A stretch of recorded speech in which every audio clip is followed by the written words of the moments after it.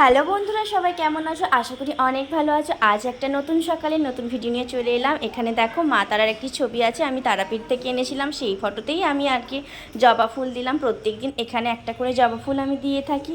আজকে যেহেতু বৃহস্পতিবার, ঠাকুরকে নিজের মতো করে সাজিয়ে গুছিয়ে নিয়ে আর পুজো করতে বসে গেছি। দেখো সাদা ফুলগুলোই যেন মা মানে ফুল ফুটে আছে চারিদিকে, মায়ের আসনগুলো। ফুল গাছে বেশি হয় না, বর্ষাকাল পড়ছে কি না সেই জন্য। আর দেখো চারিদিকটা কেমন স্যাঁতস্যাঁতে। আমি ছাদে চলে এসেছি জামা কাপড় আর রোদে দেবো বলে। অ্যাকচুয়ালি রোদ কোথায়, যতটা শুকনো হয়, নয়তো গুমো একটা কীরকম গন্ধ বেরোচ্ছে, ভালোই লাগছে না। তার উপরে শ্যাম্পু করেছি, চুল আজকে মনে হয় শুকনো হবে না। এই ওয়েদারে কিছুই শুকনো হতে চাইছে না। কি আর দোষ, ওয়েদারেরই দোষ। ওয়েদারের কি দোষ দেবো বলো? এই গরমে যখন আমরা হাঁসফাঁস করছিলাম, ভাবছিলাম যেন কবে বৃষ্টি হয়। এখন এমন বৃষ্টি টানা হচ্ছে এক নাগাড়ে যে বৃষ্টি থামার নামই নেই। চলো, মনে হচ্ছে এবার রথযাত্রায় তো বৃষ্টি হবেই। রথযাত্রাও এসে গেছে সামনে। আমার পুজো পাঠ কমপ্লিট করে এখন পতি দেবতার কাছে এসেছি। কি গো, চা খাবে? উনি এখন ফোন খাচ্ছে বসে বসে। এতক্ষণ কি করছিল জানি না, বাবুকে স্কুল থেকে দিয়ে এসে আর কি শুয়ে শুয়ে ফোন দেখছে। ওর জন্য একটু বাটার দিয়ে টোস্ট করে দিলাম আর এখানে চা করলাম। আমি একদমই কিন্তু চা খাই না, আর বাটার দিয়ে টোস্ট আমি তো খাবোই না, কারণ আমি অনেক মোটা হয়ে গেছি, তাই না? একটু রিলস বানিয়ে নিলাম, অনেক দিন রিলস বানানো হয়নি কি না, সেই কারণেই। আর রান্না বান্না তো ডেলি রুটিনে আমায় করতে হবে। বৃহস্পতিবার যেহেতু আমি নিরামিষ রান্নাই করবো। আর এখানে দেখো ঢ্যাঁড়স আলু দিয়ে সর্ষে পোস্ত, আর এখানে একটু ফ্রুট চাটনি করেছি। অনেক ফল দেখতে পাচ্ছি ফ্রিজে কাটা অবস্থায় পড়েছিল, ভাবলাম একটু ফ্রুট চাটনি করে ফেলি। আর এখানে সর্ষে পোস্ত দিয়ে ভালো করে মাখা এই ঢ্যাঁড়স সর্ষে পোস্ত করব। আর এইটা কিন্তু আমার আবার ঢ্যাঁড়স খাওয়া যাবে না, কত কিছু খাওয়া যাবে আর খাওয়া যাবে না, বেছে বেছে পারি না।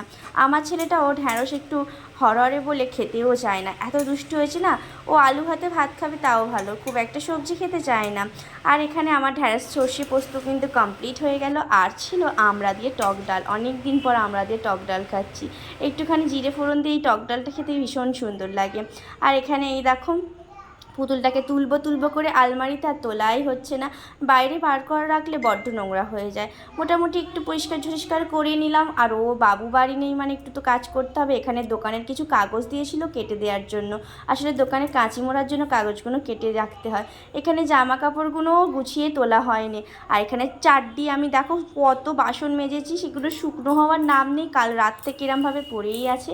চলো, আমার রান্নাবান্না কমপ্লিট হয়ে গেল। গ্যাস মোছা বাসন মাজা, এখানে প্রতিদেবতাকে খেতে দিয়েছি, খাওয়ার বাবুর নাম নেই। এদিকে আমি মুড়ি খাবো, ওরা ভাত খাবে। ও দেখতে পাচ্ছি ফোনেই হাত দিয়ে যাচ্ছে। আরে বাবা, খাবে কখন? সব কাজ গুছিয়ে এবার একটু ঝাঁটফাট দিয়ে নিলাম। আটা ময়দার জায়গাগুলো সব ফাঁকা হয়ে গেছিলো, জলের বালতি আজকে সব মাজে ধোয়া করে নিয়েছি। একটু রোদের দেখা নেই, কিন্তু কাজের আমার শেষ নেই। এই যে বাবু দেখো, এই জল কাদাটা নিয়ে খেলছিল, তাই দেখতে পেয়ে স্নান টান করিয়ে দিলাম। আমার ভিডিওগুলো কেমন লাগে বন্ধুরা? ভালো লাগলে অবশ্যই লাইক করো, তোমাদের জন্য আমি অনেক দূর এগিয়ে যেতে পারবো। আর ওর পাপা কিছু আঁশফল এনেছিল, আঁশফল খেয়ে খেয়েই ছেলেটা গেল।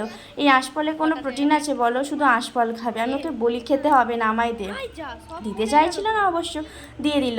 150 টাকা করে কেজি আঁশফল কেনার কোনো মানে হয়? তার বদলে লিচু খাবো।